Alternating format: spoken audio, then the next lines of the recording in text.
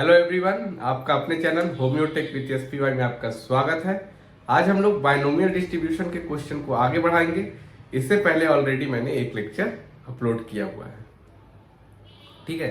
तो इस लेक्चर को स्टार्ट करने से पहले मैं जो कार्ड्स होते हैं 52 कार्ड्स, आपने जो ताश की पत्ती, ताश की गड्डी जिसको बोलते हैं हम लोग, उसके बारे में पहले डिस्कस कर लेते हैं कि कौन कौन से कार्ड्स होते हैं, कितने कितने नंबर में होते हैं, कौन कौन से कलर के होते हैं। तो उसके बाद क्वेश्चन हमको काफी आसान हो जाएगा। तो सबसे पहले हम लोग डिस्कस करते हैं कि टाइप ऑफ कार्ड्स। तो देखिए 4 टाइप के कार्ड्स होते हैं और टोटल नंबर ऑफ कार्ड कितना होता है? टोटल नंबर ऑफ कार्ड कितने होते हैं? 52, ठीक है। टोटल नंबर ऑफ कार्ड्स कितने हो गए? 52 होते हैं और ये 4 टाइप के होते हैं। 4 टाइप के, 4 टाइप के होते हैं, 13 ईच, है ना। हर टाइप के 13 कार्ड्स होते हैं। हर टाइप के क्या होते हैं? 13 कार्ड्स होते हैं। 13, ठीक है। कौन कौन से होते हैं? तो डायमंड, हार्ट, क्लब और स्पेड्स, जिसको हम लोग नॉर्मली जो जनरल टर्म में बोलते हैं ना, चिड़ी, हुकुम, ईट और पान। पान, चिड़ी, हुकुम और ईट, ये 4 टाइप के कार्ड्स हो गए। और उसमें से जो 26 कार्ड है ना, 26 कार्ड रेड कलर के होते हैं। 26 कार्ड रेड कलर के होते हैं और 26 कार्ड ही ब्लैक कलर के भी होते हैं। क्या बोला मैंने? 26 अपने रेड कलर के होते हैं कार्ड और 26 ही ब्लैक कलर के कार्ड्स होते हैं। और हर एक कार्ड 4 होते हैं। मींस अगर मैं इक्का की बात करूं, जिसको हम लोग एस बोलते हैं, वो कितने होते हैं? 4 होते हैं। क्वीन की बात करें वो 4 होते हैं। किंग की बात करें वो 4 होते हैं। जैक की बात करें वो 4 होते हैं। फिर आता है दहला, नहला, अट्ठा, सत्ता, छक्का, पंजा, चौवा, तिक्की, दुक्की। तो ये आपके 13 कार्ड्स हैं। 1 2 3 4 5 6 7 8 9 10 11 12 और 13, ये टोटल 13 कार्ड्स हैं। और ये चारों के पास होते हैं, चारों के पास एक एक कार्ड होते हैं, ठीक है। तो 13 × 4 52 कार्ड्स हो गए। तो ये हो गया कार्ड का मसला, ठीक है। तो होप सो कि ये कार्ड के बारे में आपको थोड़ी सी जानकारी जो मैंने देनी चाहिए वो आपको मिल गई होगी, ठीक है। अब इसके बाद इस क्वेश्चन पे आते हैं।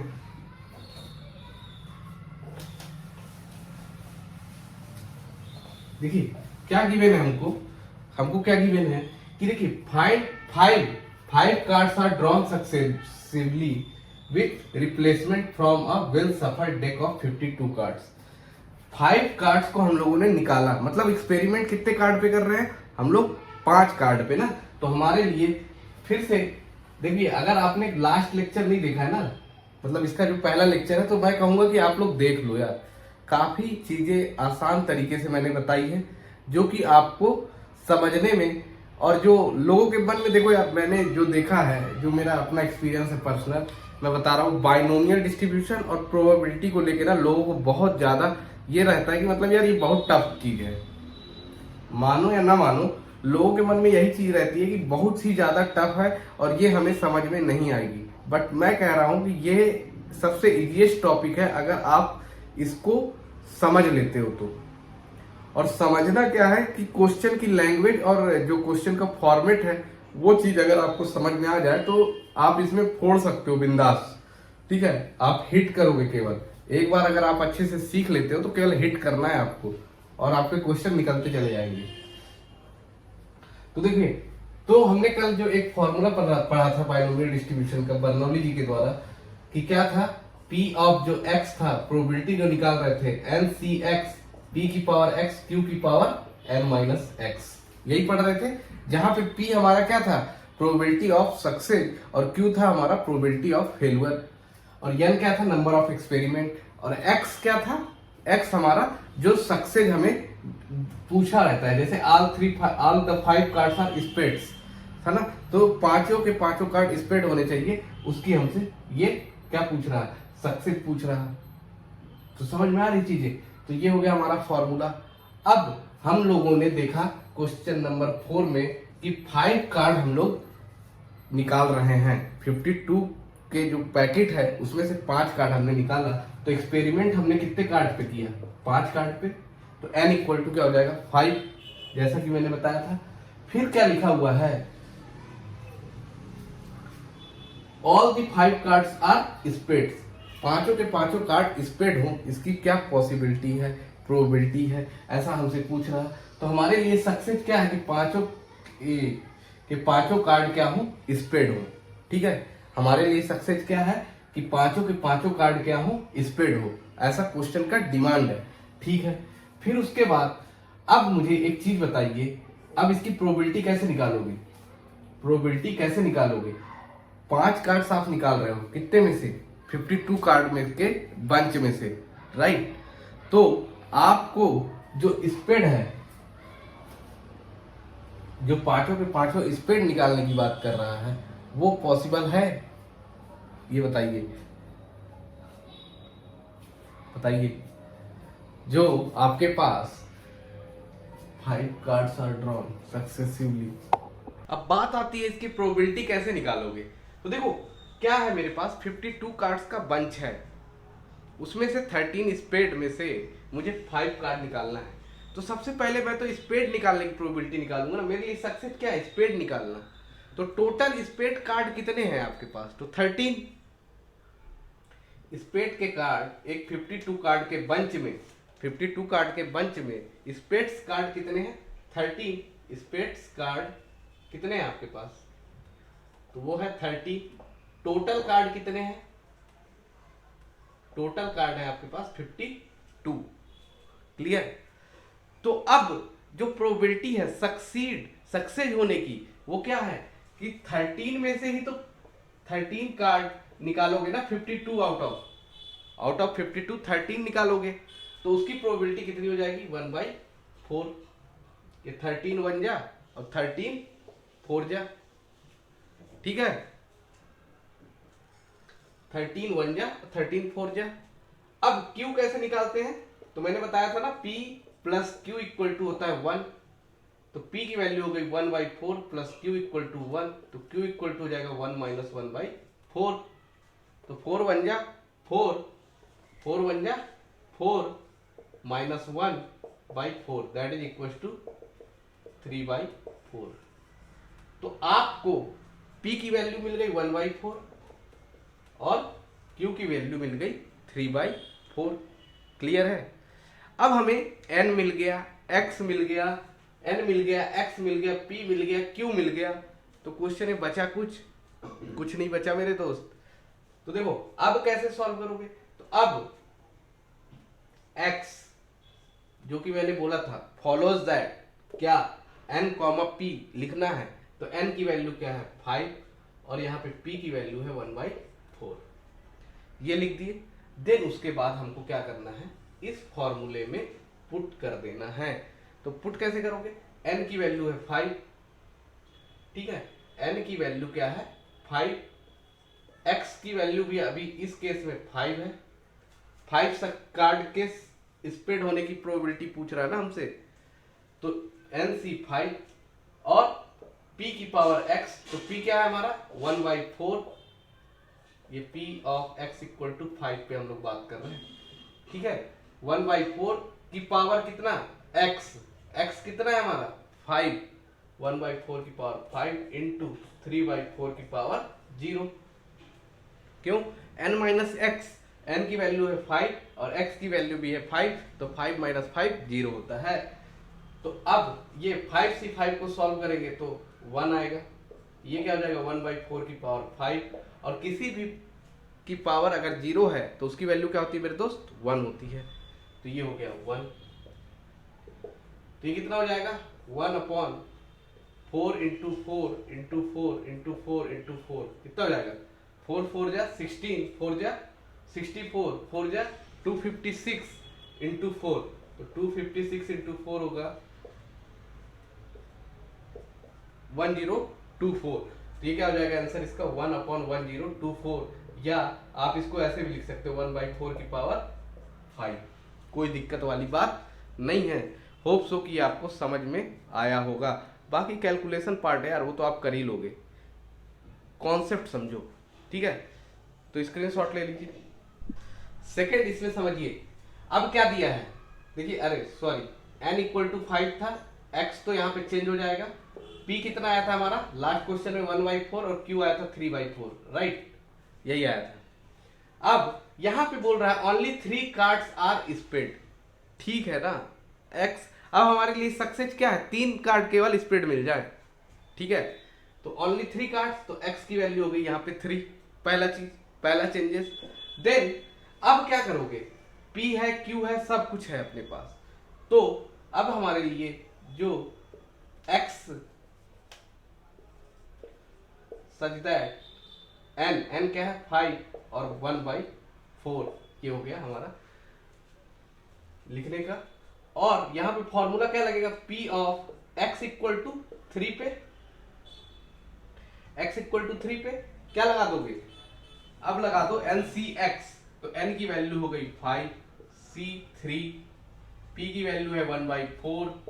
अब तो आप भी लगा पा रहे होगे, x की वैल्यू हो गई 3। देखो, जिसने मेरा पहला लेक्चर देखा होगा वो तो यहाँ पे हो सकता है वो अपने से भी लगा लिया हो, नो डाउट, ठीक है। अगर नहीं भी लगाया होगा तो मैं ये कह सकता हूँ कि इतना समझ में आ रहा होगा कि मैं लिख क्या रहा हूँ, बोल क्या रहा हूँ, समझा क्या रहा हूँ, ठीक है। तो अगर आपने नहीं देखा है तो आप लोग भी देख लो, क्योंकि देखो बेसिक लेक्चर सबसे बेस्ट लेक्चर होता है, वहाँ पे चीज़ें आपको ज़्यादा टाइम लेके बताई जाती है।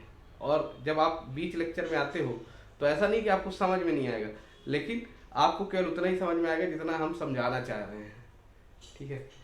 तो देखिए ये क्या हो गया, 5c3 1/4 की power 3।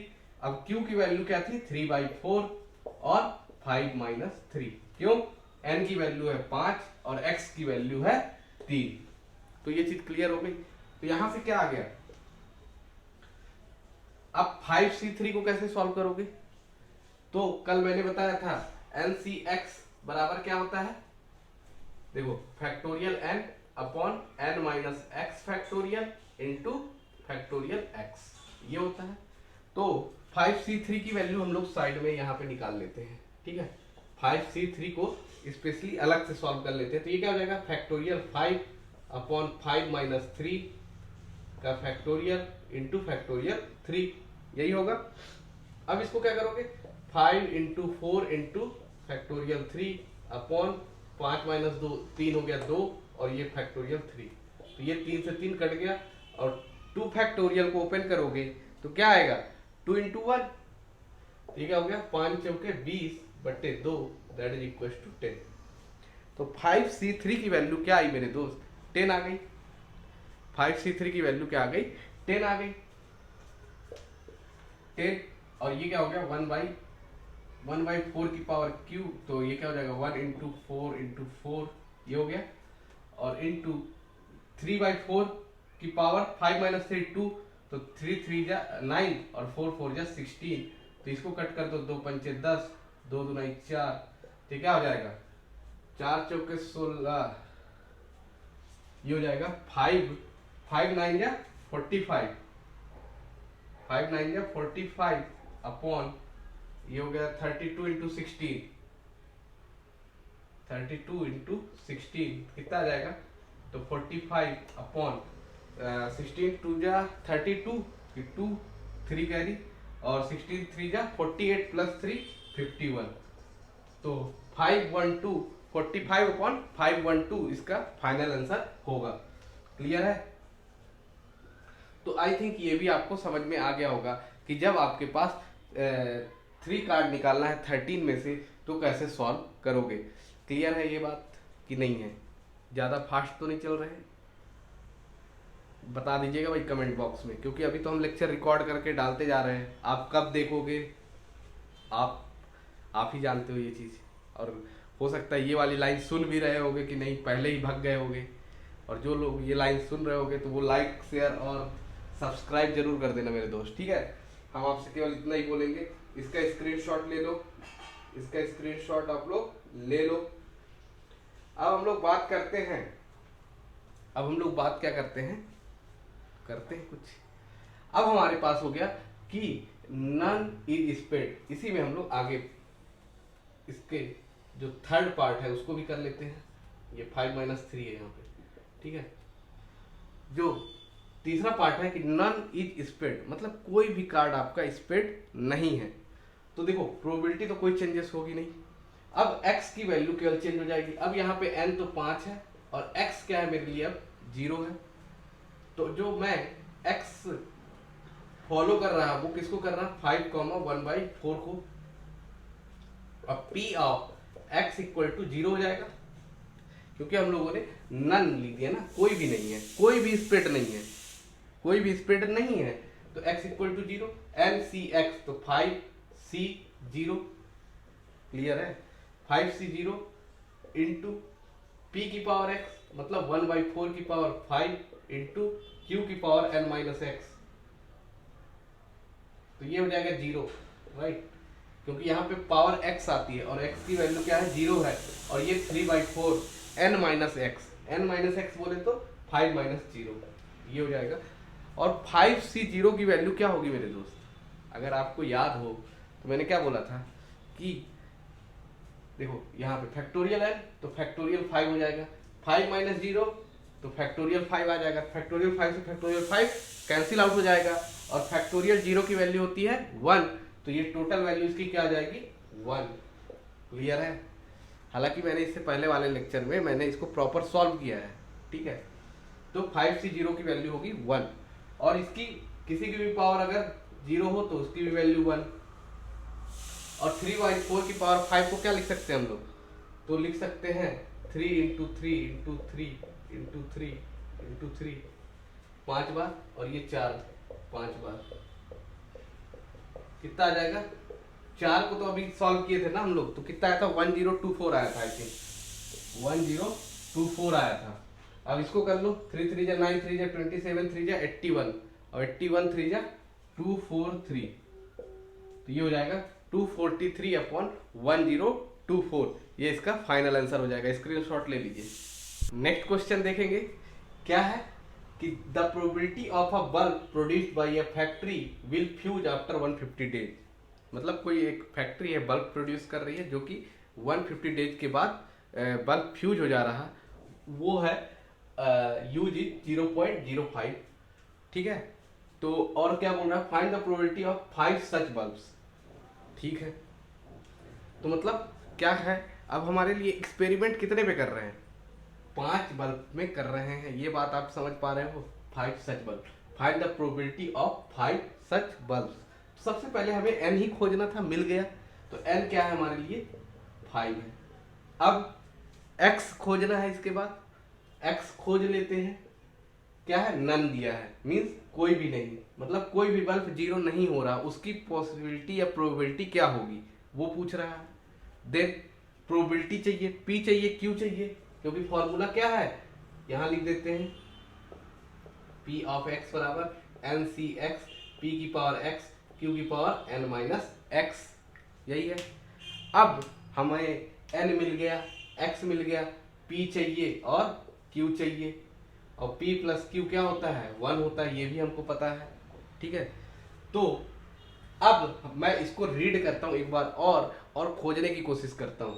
Probability of produce by a factory will fuse after 150 days, ठीक है, यहाँ तक कोई दिक्कत नहीं। ऑफ यूज इज 0.05, ठीक है, इज 0.05, प्रोबेबिलिटी क्या दे दिया 0.05, क्या होने की, फ्यूज होने की, यही है ना, आफ्टर 150 डेज ऑफ यूज। तो यहाँ पे हमारे लिए निगेटिव मायने में हो या पॉजिटिव मायने में फ्यूज हो रहा तो कोई अच्छी चीज तो है नहीं, लेकिन क्या करोगे, लेकिन हमें गिवन है फ्यूज होने के लिए हमसे बात कर रहा, तो हमारे लिए यही अभी सक्सेस है कि इसको फाइंड आउट करना कि जो प्रोबेबिलिटी है वो कितनी है 0.05। अब q की वैल्यू कितनी हो जाएगी, तो 1 में से इसको घटा दोगे तो क्या हो जाएगा, p + q = 1 होता है, तो p की वैल्यू है 0.05 + q = 1, तो q = हो जाएगा 1 - 0.05। ये भी कई बच्चे गलत करते हैं। आप मानो या ना मानो, आप अपना आंसर जरूर लिखना, और मैं बता दे रहा हूँ इसका आंसर होगा 0.95। आपका क्या आंसर आया बताना जरूर, ठीक है, आपका आंसर हम भी जानना चाहेंगे। तो ये हो गया Q की वैल्यू। अब हमें यहाँ पे P की भी वैल्यू मिल गई और Q की भी वैल्यू मिल गई, N भी मिल गया, X भी मिल गया। अब हमारे लिए क्वेश्चन क्या हो गया, हलवा। क्या हो गया, हलवा। खा लो, खा लो। कैसे करोगे, अब देखो यहाँ पे जो x है वो n, p, तो n क्या है 5 और p क्या है 0.05। अब हम यहाँ पे क्या करेंगे, पहला क्वेश्चन सॉल्व करते हैं। पहला क्वेश्चन क्या दिया है, none of the bulb is fuse. क्या हो जाएगा, NCX होता है P of x equal to 0, probability जब x 0 है, कोई भी बल्ब मेरा फ्यूज नहीं है, तो NCX तो मतलब 5C0, P की पावर x, P क्या है, P क्या है 0.05 की पावर कितना, x है ना, तो x की वैल्यू है 0 इंटू Q की पावर n माइनस x, तो 5 माइनस 0 5 होगा, तो इसका ये होगा 1, ये होगा 1, ये हो जाएगा 0.95 की पावर 5, तो 1 इंटू दिस क्या हो जाएगा 0.95 की पावर 5। जब हमारा कोई भी बल्ब वो क्या नहीं है, डिफेक्टिव नहीं है, तो उस टाइम प्रोबेबिलिटी क्या होगी 0.95 की पावर 5 होगी। ये चीज क्लियर है आपको, क्लियर है, बहुत बढ़िया। अब इसी में सेकंड क्वेश्चन क्या है दोस्तों, कि नॉट मोर देन 1 मीन्स, कल मैंने समझाया था not more than 1, more than 1 ये बोल रहा है, नॉट मोर देन 1 मतलब ज्यादा से ज्यादा एक होना चाहिए और कम से कम 0, मतलब कोई भी फ्यूज ना मिले, और अगर मिले भी तो एक मिले, नॉट मोर देन 1, एक से ज्यादा नहीं मिलना चाहिए। तो ये बात को समझो, या तो एक मिले इक्वल, मतलब इसको अगर मैं तोड़ दूं, अगर मैं इसको तोड़ दूं तो क्या हो गया, इसका मतलब x इक्वल टू 1, या तो एक मिले या तो एक भी ना मिले, यही होगा ना इसका मतलब। तो मीन्स हमसे क्या पूछना चाह रहा है क्वेश्चन, कि p of x equal to 0 and और p of x equal to 1 की वैल्यू क्या होगी, यही पूछना चाह रहा है ना क्वेश्चन। तो कर देंगे। अब इसको क्या लिखेंगे, इसको लिखेंगे, ये किसके बराबर हो गया, तो ये लिख लो चलो, p of x greater than equal to 1 हो गया ये, ठीक है। तो p of x equal to 0 पे अभी हमने निकाला है वैल्यू, तो इसको यहाँ पे पुट कर दो ना भाई, डबल मेहनत क्यों करना, 0.95 की पावर 5 हो जाएगा, प्लस अब यहाँ पे x की वैल्यू 1 हो गई, तो x की वैल्यू चेंज करते चलो, क्या हो जाएगा 5C1, p की पावर मतलब 0.05 की पावर 1, और q की वैल्यू क्या है 0.95 की पावर क्या हो जाएगा 5 माइनस 1 4 हो जाएगा। तो ये क्या आ गया 0.95 की पावर 5 प्लस 5C1 को सॉल्व करोगे तो क्या आएगा 5 आएगा, ठीक है। ये सब हम लोगों ने ऑलरेडी डिस्कस किया हुआ है। और ये क्या हो जाएगा 0.05 और ये 0.95 की पावर 4। इसमें से ये बताओ, ये दोनों में से मेरा मन कर रहा है कि ये कॉमन ले लूं 0.95 की पावर 4, क्योंकि दोनों में है, तो 0.95 की पावर 4 मैंने कॉमन ले लिया, तो यहाँ क्या बचा 0.95, एक इसमें से और प्लस इसको मल्टीप्लाई कर दो, 5 5 25, तो 0.25 हो जाएगा। अब इसको ऐड कर दे तो क्या आ जाएगा 5 5 10 और 9 2 11 1 12, 0.95 की पावर 4 इंटू 5 5 10 9 2 11 प्लस 1 12, तो 1.20। तो जो इसका आंसर होगा वो क्या होगा 1.2 इंटू 0.95 की पावर 4। ये बात समझ में आ रही है, तो इसका स्क्रीनशॉट ले लीजिए। अब यहां पे क्या दिया है कि मोर देन 1 मीन्स क्या बात कर रहा है x ग्रेटर देन 1 की। हमारे पास 5 बल्ब थे, उसी को हम लोगों को चेक करना है, उसी पे एक्सपेरिमेंट करना है। तो अब ग्रेटर देन 1 का मतलब क्या हुआ कि प्रोबेबिलिटी ऑफ 2 निकालो, या प्लस प्रोबेबिलिटी ऑफ 3 निकालो, प्लस प्रोबेबिलिटी ऑफ 4 निकालो, प्लस प्रोबेबिलिटी ऑफ 5 निकालो। आप अगर इतना निकालने चले गए तो आपका तो हो गया काम। नो डाउट आपका आंसर आएगा, कोई दिक्कत नहीं होगी, बट आप ज़बरदस्ती की मजदूरी करके आ गए। वो जो चाहता था वो करवा दिया आपसे, लेकिन आप वहाँ पे फंसोगे नहीं। कब? जब आपको पता होगी चीज़ें। टोटल जो प्रोबेबिलिटी का सम होता है वो कितना होता है? 1 होता है ना। हम लोगों ने पढ़ा था प्रोबेबिलिटी डिस्ट्रीब्यूशन फंक्शन में, पीडीएफ, वहाँ पे हम लोगों ने पढ़ा था कि जो टोटल सम है वो क्या होता है? 1 होता है। एक एग्जांपल से समझ लो कि अगर हम लोग एक कॉइन है, हेड आने की प्रोबेबिलिटी तो 1/2, टेल आने की प्रोबेबिलिटी 1/2, दोनों को जोड़ दो 1/2 + 1/2 तो 1 आता है ना। उसी प्रकार से जब हम लोगों ने 5 बल्ब के लिए प्रोबेबिलिटी निकाली तो क्या आएगा? टोटल सम 1 आएगा। तो समझो यहाँ पे समझो क्या बोलना चाह रहा हूँ। अगर मैं बोलूँ कि प्रोबेबिलिटी ऑफ 0 मतलब कोई भी बल्ब डिफेक्टिव ना हो, या तो एक बल्ब डिफेक्टिव हो, या तो 2 बल्ब हो, 3 बल्ब हो, 4 बल्ब हो, या तो 5 बल्ब हो, ये किसके बराबर होगा? 1 के बराबर होगा। अब हमसे क्वेश्चन ने डिमांड किया मेरे भाई कि x ग्रेटर देन 1 है, मीन्स यहां से लेके यहां तक की प्रोबेबिलिटी निकालो। तो अब मेरा माइंड काम करना चाहिए कि मैं इतना ना निकाल करके, अगर केवल मैं ये 2 निकाल दूं, 4 ना निकाल करके केवल ये 2 निकाल दूं तो काम हो जाएगा कि नहीं? 1 में इसको माइनस कर दूंगा, मतलब इक्वल टू ये वाला equal to 1 minus P of 0, P of x equal to 0 plus P of x equal to 1 कर दूं तो ये आंसर आ जाएगा कि नहीं? समझने की बात है ना। अगर टोटल सम 1 है तो मैं इतना करूंगा ना, मैं 4 बार क्यों सॉल्व करूंगा? समझ रहे हो बात को? तो हम लोग इतना कर देंगे। तो अब ये बताओ x ग्रेटर देन 1 को, अब मैं इसको क्या लिख सकता हूँ? 0 और 1 को क्या लिख सकता हूँ? p of x less than equal to 1 बोल सकता हूँ कि नहीं? इसको x less than equal to 1 क्या होता है? देखो x less than equal to 1 क्या होता है? p of 0 plus p of 1 होता है ना। तो यहां से क्या समझ में आया? x ग्रेटर देन 1 को मैं ये भी लिख सकता हूं कि p x less than equal to 1। ठीक है, तो यहां से क्या आया कि 1 minus p of x equal to 0 plus p of x equal to 1, और यहां से मुझे क्या मिल जाएगा? हमने ऑलरेडी निकाल चुके हैं p of x equal to 0 और p of x equal to 1 पे वैल्यू क्या है?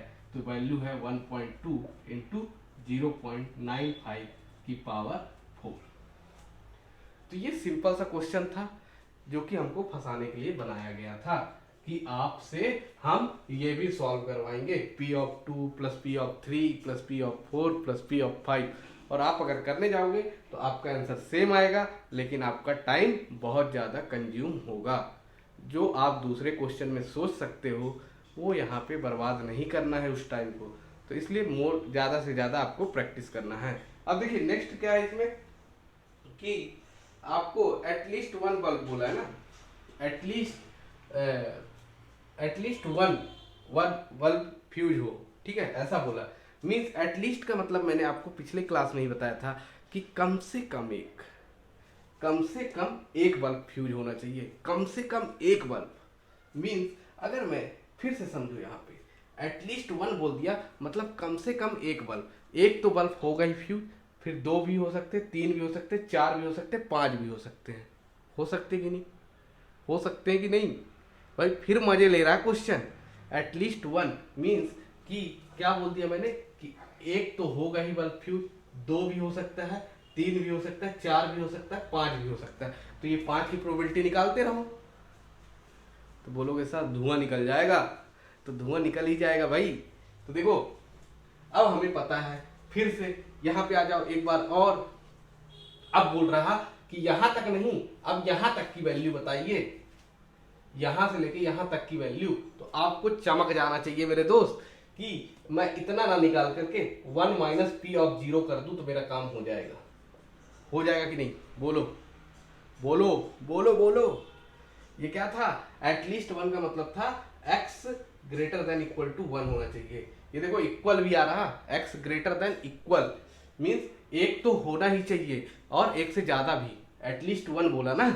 तो अब क्या करोगे, मीन्स इसको हम लोग क्या लिख सकते हैं मेरे दोस्त कि 1 माइनस पी ऑफ 0 लिख सकते हैं कि नहीं। P of 0 means x of x equal to 0 की बात कर रहा। तो ये बताओ 1 minus P of x equal to 0, ये देखो निकाले हैं एक्स इक्वल टू 0, तो ये क्या हो जाएगा 1 माइनस 0.95 की पावर 4। समझ रहे हो, यहीं पे खेला होगा और ये खेला खेलने से आपको बचना है मेरे दोस्त। आप 1 2 3 4 निकालते रहोगे तो हो जाएगा खेल, और ये खेल से आपको बचना है, ये चीज आपको ध्यान रखना है। क्लियर है? तो स्क्रीनशॉट आप ले लीजिए, चारों क्वेश्चन एक साथ हैं। नेक्स्ट क्वेश्चन अगर आपने अच्छे से समझा होगा ना तो सीरियसली बता रहा हूँ 1 मिनट का क्वेश्चन है ये, मात्र 1 minute, only and only 1 minute का क्वेश्चन है। अगर आपने अभी तक जो भी मैंने पढ़ाया है अच्छे से समझे होगे तब। चलिए फिर से समझो, क्या बोल रहा है कि एक बैग है जिसमें 10 बॉल्स है, ठीक है, 10 बॉल्स है, each marked with 1 of the digit 0 to 9, मतलब 10 बॉल है। उसने क्या किया कि 0 से 9 मार्क क्यों किया, क्योंकि उसने 1 से स्टार्टिंग नहीं की है मार्किंग, 0 से स्टार्टिंग की। पहले बॉल को 0, दूसरे बॉल को 1, तीसरे बॉल को 2, चौथे बॉल को 3, ऐसे करके जो 10th बॉल है उसमें 9 मार्क किया है, ठीक है। बोल रहा है if 4 balls are drawn successively with replacement from the bag, मतलब क्या किया, निकाला फिर रिप्लेस कर दिया, मतलब फिर से डाल दिया उसको, ठीक है। तो कितने कितने पे एक्सपेरिमेंट कर रहा, पकड़ो पकड़ो, 4 बॉल पे एक्सपेरिमेंट कर रहा। तो n की वैल्यू क्या हो गई मेरे दोस्त, 4। समझ गए, n की वैल्यू हो गई 4 कि नहीं, ये बताओ 10 तो नहीं सोच रहे हो, वो तो नंबर ऑफ बॉल्स है, नंबर ऑफ बॉल्स है वो। अगर आप n 10 सोच रहे हो तो बहुत गलत सोच रहे हो भाई, n अगर आप 10 सोच रहे हो तो बहुत गलत सोच रहे हो। आपके पास 4 बॉल पे एक्सपेरिमेंट कर रहा है। If 4 balls are drawn successively with replacement, तो भाई 4 बॉल पे खेला होगा, ठीक है। अब बोल रहा है what is the probability that none is marked with the digit 0, कोई भी 0 नहीं है, ठीक है, नहीं है तो x हमारे लिए 0, ठीक है, नहीं है ना। अब बात आती प्रोबेबिलिटी। अब बताओ मुझे कि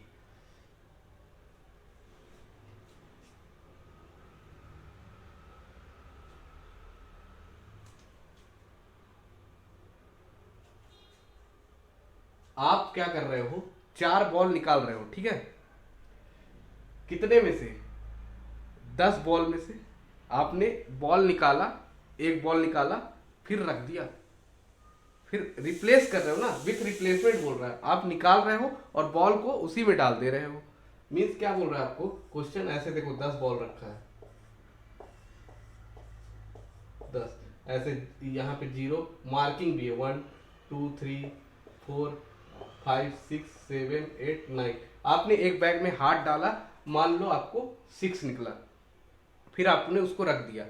तो आप जब बॉल निकाल रहे हो तो प्रोबेबिलिटी कितने बॉल में से, 10 बॉल में से निकाल कितने बॉल रहे हो, एक बॉल निकाल रहे हो, तो प्रोबेबिलिटी ऑफ गेटिंग सक्सेस, एक बॉल निकालना है ना आपको 0, कितनी हो सकती है, तो 1/10, यही हो सकता है ना। तो और फेलुअर की चांसेस आपके कितने हैं, आपको 10 में से निकालना है, आपको 10 में से निकालना है, तो फेलुअर के चांसेस ज्यादा है ना, क्योंकि 9 बॉल आपके क्या हैं, 9 बॉल ऐसे हैं जो आपको चाहिए ही नहीं, आपको तो 0 वाला बॉल चाहिए, वो एक है ना, तो 1/10 हो गई सक्सेस मिलने की, और 9/10 पॉसिबिलिटी है कि आपको फेलुअर मिलेगा, क्योंकि अलग अलग बॉल मिली अगर तो 0 नहीं मिलेगा ना मेरे भाई। तो ये हो गया हमारा, n मिल गया, x मिल गया, p मिल गया, q मिल गया। अब क्या लगा दोगे formula, NCX p of x equal to NCX p की पावर x q की पावर n-x, खत्म। n की वैल्यू क्या थी 4, x की वैल्यू है 0, p की वैल्यू है 1/10, x की वैल्यू क्या है 0, q की वैल्यू है 9/10, x की वैल्यू n-x मतलब 4 - 0, ये हो गया 4C0, आपके मन में आया 1, बहुत सही, ये हो गया 1, और ये 9/10 की पावर 4, क्या हो जाएगा ये 9/10 की power 4 is the final answer. बोला था ना 1 मिनट का क्वेश्चन है भाई। समझ लो, यहाँ से आपको 4 से 5 मार्क्स एग्जाम में फाइनली मिलेंगे अगर आप अच्छे से पढ़ के जाओगे तो। ठीक है, तो नोट डाउन कर लो, स्क्रीनशॉट ले लो। नेक्स्ट क्वेश्चन देखिए, क्वेश्चन नंबर 7 क्या बोल रहा है, ये आपके लिए आ गया। जब आप एग्जाम में बैठे हो, बोलते हो ना सर तुक्का लगा दूं क्या होगा, देखो क्या होगा। अभी एक मल्टीपल चॉइस एग्जामिनेशन है, वहां पे ए बी और सी मतलब 3 पॉसिबल आंसर है। ठीक है, 3 पॉसिबल आंसर है for each of 5 question. 5 question given है आपको, 5 क्वेश्चन में आपको क्या करना है, एक्सपेरिमेंट। अब समझ लेना, जो एग्जाम में जितने भी क्या होते हैं क्वेश्चन, मान लो मोस्टली में 100 क्वेश्चन, 180 क्वेश्चन। ठीक है, तो अब उसमें ऑप्शन कितने होते हैं, 4 होते हैं हम लोगों वाले में, है ना। तो आप ऐसे करके निकाल लेना। बाकी इसमें क्या है, 3 पॉसिबल आंसर है ए बी सी, और बोल रहा है क्वेश्चन हमारे पास 5 है। कितने क्वेश्चन पे एक्सपेरिमेंट कर रहा, 5 क्वेश्चन पे।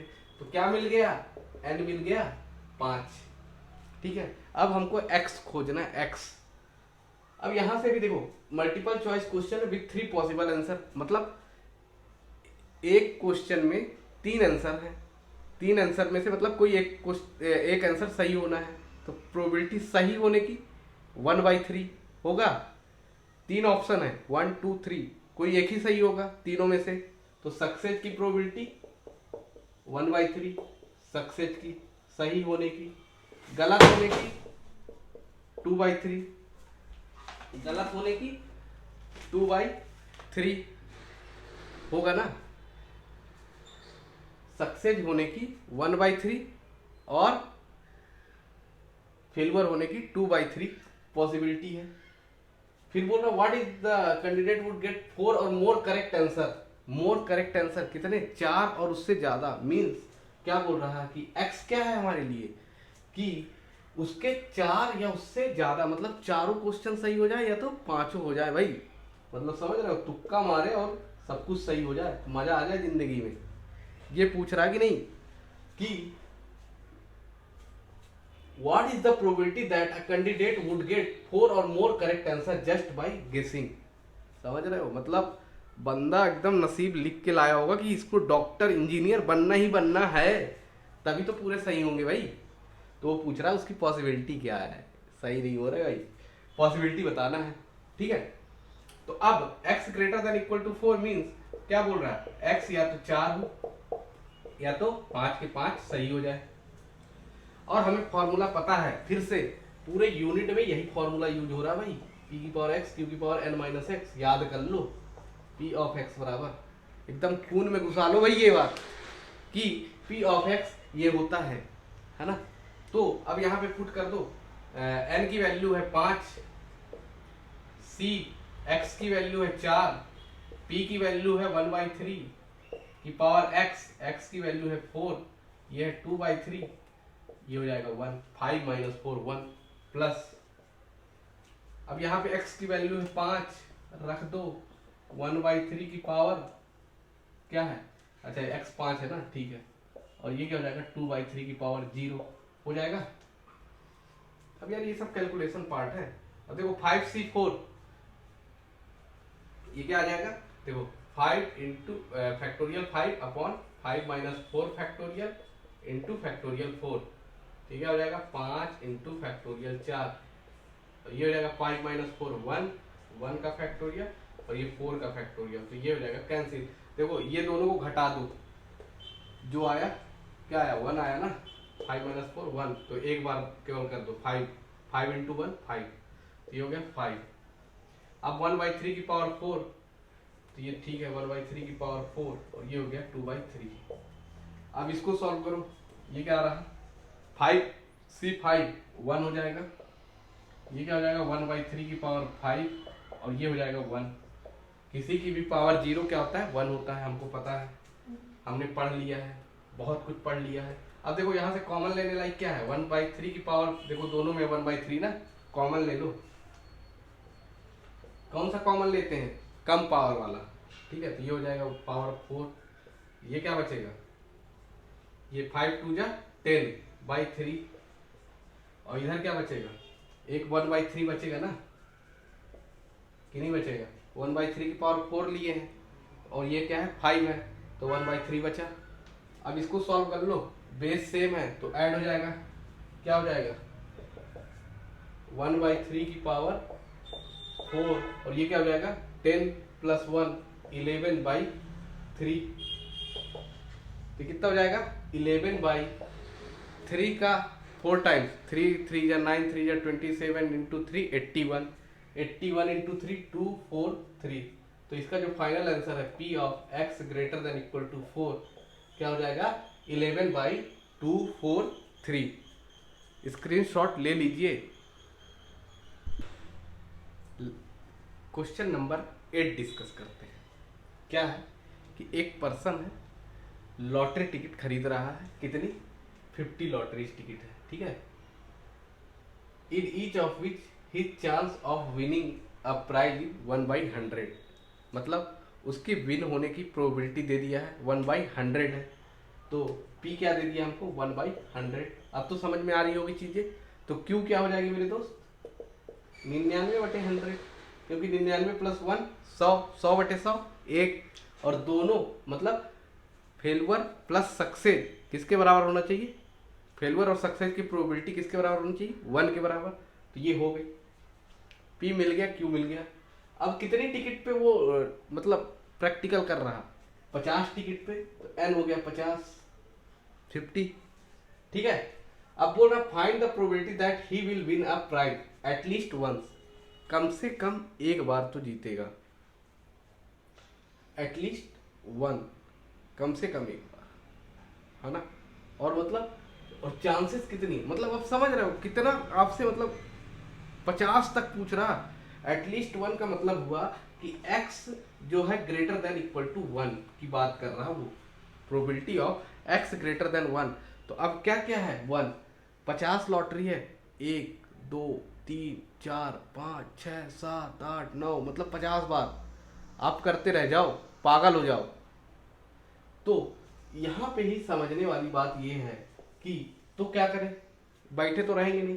तो मैं क्या बोल रहा हूँ कि प्रोबेबिलिटी कि हम जीते ही ना एक भी बार, कम से कम एक बार जीत जाए, कम से कम 2 बार जीत जाए, प्लस एंड सो ऑन, हो सकता है 50 के 50 बार जीत जाए। तो प्रोबेबिलिटी कितनी होगी टोटल 1 होगी। अब मेरे से बोला कि एटलीस्ट वंस मीन्स एक्स अभी मेरा क्या है ग्रेटर देन 1 है, x greater than equal to 1 है, मीन्स इसको अगर मैं तोड़ू तो एक्स या तो 1 है या तो एक्स ग्रेटर देन 1 मीन्स 2 है 3 है 4 है एंड सो ऑन 50 है ना। तो अभी मेरे से ये पूछना चाह रहा है वो। अब मैं बैठ के या तो p x equal to 1 p plus p x equal to 2 निकालूं, या तो मैं समझदारी का काम करते हुए क्या कर दूं equal to 1 minus P of 0 निकाल दूं। क्या बोलते हो, एटलीस्ट 1 है ना, एटलीस्ट मतलब कम से कम एक, कम से कम एक, और उससे ज्यादा हो तो दिक्कत नहीं है। मीन्स मुझसे वह 1 माइनस पी ऑफ 0, मतलब कोई भी सक्सेस ना मिली हो, हम लोग अगर उसमें माइनस कर दें तो हमसे क्या पूछना चाह रहा है, हमसे सिंपली पूछना चाह रहा है कि 1 माइनस पी ऑफ 0 की वैल्यू बता दो। तो हम निकाल सकते कि नहीं निकाल सकते। अब मुझे n पता है, x पता है, x मेरा क्या है x इक्वल टू 0 पे मैं अगर वैल्यू बता दूं, x less than equal to 0 पे, ठीक है, less than equal to 0 means 0 से और छोटा तो कुछ है नहीं। तो n पता है, x पता है, p पता है, q पता है, और फॉर्मूला तो हमको पता ही है n c x p की पावर x q की पावर n माइनस x किसके बराबर p ऑफ x के बराबर। ये तो हमको पता ही है, पढ़ते आ रहे हैं हम लोग शुरुआती लेक्चर से। तो अब क्या कर दोगे इसको, अब सिंपली n की वैल्यू क्या है 50, c x की वैल्यू क्या ले रहे हो 0, लेकिन ये क्या लिखोगे p of x equal to 0, x less than equal to 0 लिखो, ठीक है, x less than equal to 0। तो ये क्या हो जाएगा 1 minus P of 0 n c 0, n क्या है मेरा 50 है, c 0, p की पावर मतलब 1/100 की पावर x, 1/100 की पावर x, x क्या है मेरा 0, फिर 99/100 की पावर क्या हो जाएगा 50, हो जाएगा। तो यहां से क्या आ गया मेरे दोस्त, तो 1 माइनस इसकी वैल्यू क्या हो गई 1 इंटू ये हो गया 1 इंटू 99/100 की पावर 50। तो क्या आ जाएगा 1 माइनस 99/100 की power 50 is the answer. Clear है? क्लियर है कि नहीं है? तो सबसे बड़ी चीज क्या है, हमको क्वेश्चन को समझना। तो इसको आप लोग स्क्रीनशॉट ले लो, इसमें और भी 2 क्वेश्चन है, उसको डिस्कस कर लेते हैं। अब दूसरा क्वेश्चन क्या है इसमें, देखो सेकंड क्वेश्चन इसमें क्या है समझिएगा, यहीं पे करते हैं। एग्जैक्टली 1 मींस x हमारा क्या है 1 है, x हमारा क्या है 1 है। तो ये तो काफी इजी हो गया, क्योंकि हमको केवल और केवल कोई दिमाग नहीं लगाना, एक ही बार वो जीत रहा है बंदा, अब उसकी वैल्यू हमको बता देना है। p of x equal to 1, तो क्या होता है n c x, n क्या है 50 है, c 1, x की वैल्यू क्या है 1 है 50, c 1, p की वैल्यू क्या है 1/100 की पावर 1, और ये क्या है 99/100 की पावर 49। 50 माइनस 1 49, ये क्या हो जाएगा 50 c1 तो 50 हो गया, और ये क्या हो जाएगा 1/100 इंटू 99/100 की पावर 49। तो यहां से ये 2 टाइम्स कट गया, क्या हो जाएगा 1/2, और ये क्या हो जाएगा 99/100 की पावर 49। तो ये हो गया p of x equal to 1। तो हो कि आपको ये भी समझ में आ गया होगा। अब तीसरा इसमें क्या पूछा है हमसे कि एटलीस्ट ट्वाइस, कम से कम 2 बार जीते। At least twice means at least word बहुत खतरनाक है। अब हमसे क्या पूछ दिया उसने, p of x greater than equal to 2 की वैल्यू बताओ। अब क्या पूछ दिया उसने, x greater than equal to 2 की वैल्यू बताओ। तो अब हम लोग सॉल्व करते रहे दिन भर बैठ के?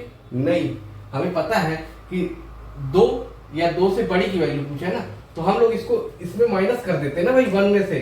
कर सकते कि नहीं मेरे दोस्त? कर सकते भाई, एकदम सही जा रहे हो अगर सोच पा रहे हो तो, और नहीं सोच पा रहे हो तो सोचो। क्वेश्चन को रटना नहीं है, याद नहीं करना है, समझना है केवल कि अगर वो मुझसे पूछा कि greater than equal to 2 means 2 से बड़ी, तो मैं 2 से बड़ी यार 50 तक थोड़े ना जाऊंगा, 0 और 1 की वैल्यू निकाल दूंगा, सिंपल सी बात। अगर 0 और 1 की वैल्यू निकाल दूं तो काम हो जाएगा मेरा। तो यहां से क्या हो जाएगा, मीन्स वो मुझसे क्या पूछना चाह रहा है कि इसको हम लोग क्या लिख सकते हैं, x greater than equal to 2 को हम लोग लिख सकते हैं x less than equal to 1। लिख सकते कि नहीं लिख सकते? 1 माइनस लिखना पड़ेगा ना, 1 माइनस x लेस देन 2, क्योंकि ग्रेटर देन इक्वल टू 2 है ना, ग्रेटर देन इक्वल टू मतलब 2 तो आ रहा ना इसमें, इसलिए हमने 2 से छोटी वैल्यू लेना है। 1 minus P of x less than equal to x less than 2, 1 minus p x less than 2, ठीक है। तो इसको अब हम लोग क्या लिख सकते हैं further, 1 minus x less than 2 means 1 और 0, 2 से छोटा क्या होगा 1 और 0, तो 1 minus P of 0 plus P of 1। तो यहां से क्या हो जाएगा 1 minus P of 0, P of 0 की वैल्यू निकाले क्या, 1 माइनस पी ऑफ 0, तो ये हम लोगों ने निकाला है, ठीक है। चलो देख लेते हैं, पी ऑफ 0 n कितना है 50, c कितना है x कितना है 0, p है हमारा 1/100 की पावर x 0, और ये हो जाएगा 99/100 की पावर 50 प्लस p ऑफ 1 मतलब 50 c1। देखो p ऑफ 1 हमने यहाँ पे निकाला है, कितना आया था 1/2 99/100 की पावर 49, डायरेक्ट लिख सकते हो, कोई दिक्कत वाली बात नहीं है। तो यहाँ पे क्या हो जाएगा 50 c1, और p की वैल्यू क्या है 1/100 की पावर 1, और ये क्या है 99/100 की पावर 49। तो इसको सॉल्व करने के बाद कितना आया था, ये वाले को सॉल्व करने के बाद आया था, ये आया था 1/2 99/100 की पावर 49, और ये वाला भी हमने सॉल्व किया है ऑलरेडी। ये देखो 1 माइनस पी ऑफ 0, तो ये वैल्यू पुट करके आप आंसर निकाल लेना और कमेंट बॉक्स में अपने आंसर को छोड़ देना। हम चेकआउट कर लेंगे कि किसको किसको समझ में आया, नहीं आया, जो भी है। आप जो भी सुधार करना है मुझे वो भी आप बता सकते हो। और वीडियो अगर आप अंत तक देख रहे हो तो लाइक, शेयर और सब्सक्राइब जरूर कर लेना मेरे दोस्त। Thank you for watching this video.